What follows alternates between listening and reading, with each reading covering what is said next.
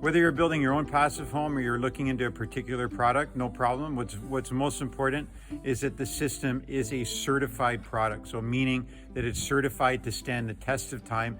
It's certified ultimately to last an infinite amount of time, okay?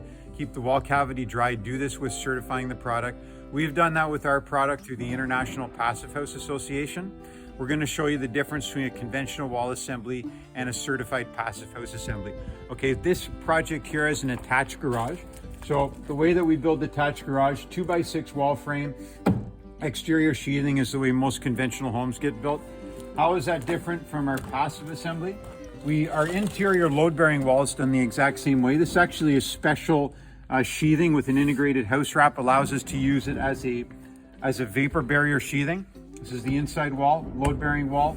Outside wall components are contained right here. So we have our I-joist wall frame, thick enough to withstand the thermal envelope of any given climatic area.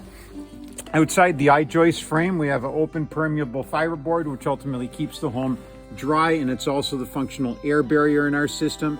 And then we have a house wrap here, which further protects the home for air tightness, but is the actual functional water barrier. All components, passive house approved, protect your building for now and to the future, infinite amount of time by certifying your product.